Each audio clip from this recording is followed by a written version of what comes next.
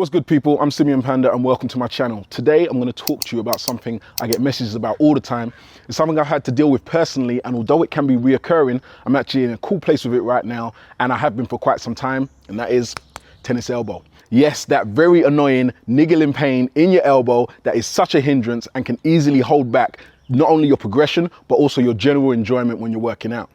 Firstly, let's quickly understand the name, and from my research, the term actually started out as being described in an article as far back as 1882 by a British surgeon called Henry Morris, and it was described as the lawn tennis arm, and it was caused by frequent use of the backstroke. Today, it still has the name tennis elbow, even though it's generally accepted that tennis only accounts for about 5% of people experiencing tennis elbow. I mean, tennis is a fantastic sport, but I'm certain 99 out of 100 of you that message me don't frequently play tennis. We gym. Hence why I'm bringing you this video from my gym, which actually used to be a tennis court. So my main goal with this video today is to help you diagnose what may have caused the pain and what may be aggravating it. I'm going to say straight off the bat that I am not a doctor or physio, but I do have 21 years experience training and have experienced tennis elbow myself at many points during those years. The main thing you need to get you on the path to recovery is to diagnose which exercise or movement is causing the pain. And I guarantee you there will be a specific exercise that flares it up. Now, granted, in many scenarios, it may be that the pain in your elbow is actually caused by issues elsewhere, like tightness in your shoulders, for example. But more often than not, in my experience, the injury is coming from the elbow and is due to incorrect form when performing specific exercises. There are 4 exercises I'm going to talk to you about. One or all, depending on how many are in your routine, could be causing the issue. Now, the exercises themselves are not the issue, but the form and the weight being used could be. First one on the list is one that actually caused my initial first experience with tennis elbow, and that is the overhead tricep extension. It's an exercise I omitted many years ago, and to this day I still avoid. Again, the exercise isn't the issue, so I don't want you guys avoiding it because I don't do it. My issue with it is that I simply went far too heavy in my younger years and I was flagrant with my form. I can recall using ridiculously heavy dumbbells with this exercise, and I always followed the rule that if it moves with very little consideration for how it moves. I can actually vividly remember pressing huge dumbbells from a hyperextended position, the weight being so heavy that it made my back dip. I'm sure my ligaments just struggled to hold the dumbbell in place. It wasn't just doing this once, it was the repetition, week on week, that was slowly destroying my elbows. So if you perform this exercise, there's 3 things I want you to focus on: your warm-up, your weight selection, and your form. The warm-up.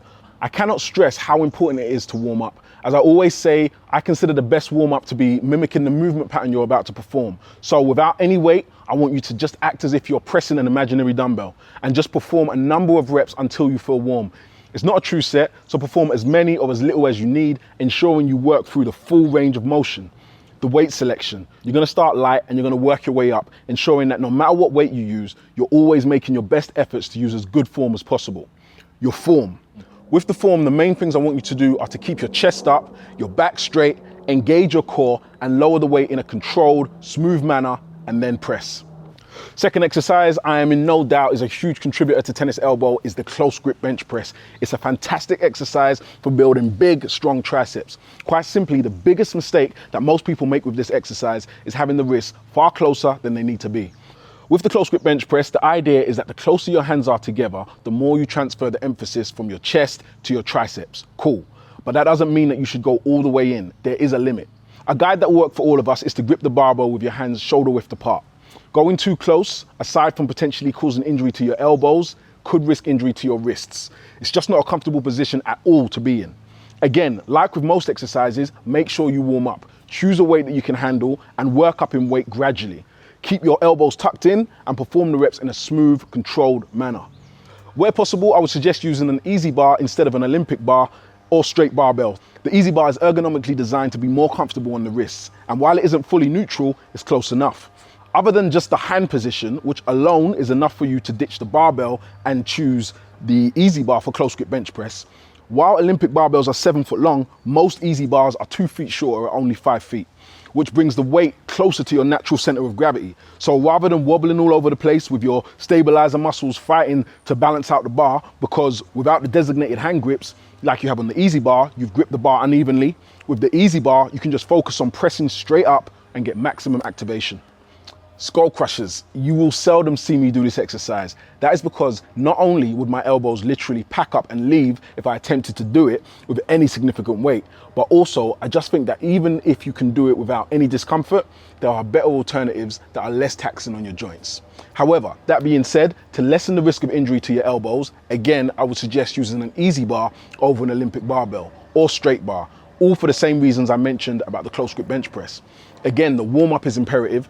Don't use weight that forces you out of a strict movement pattern, and make sure that you don't overextend.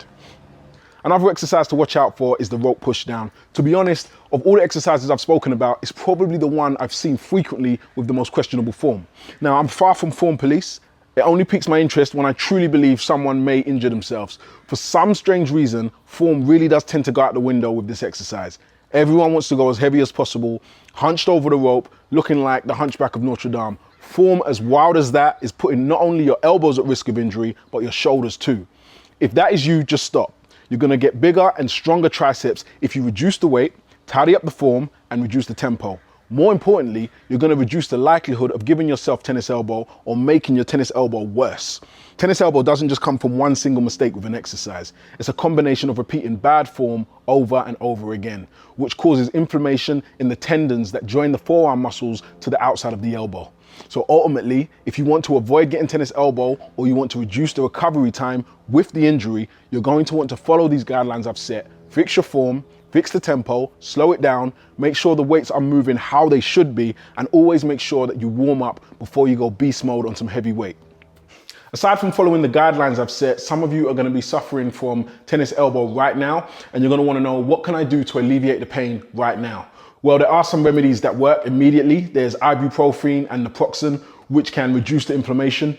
You can also apply an ice pack to the area a couple times a day, leave it on there for 15 minutes, and that will reduce the inflammation. However, these are temporary fixes. The main thing you're going to want to do is to find out what caused it, what's making it worse, and make some adjustments.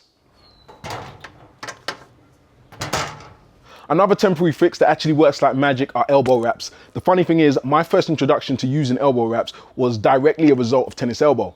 When I first used them, I was experiencing pain with my elbows when performing pressing exercises. Using the wraps almost instantly masks the pain and allows you to perform.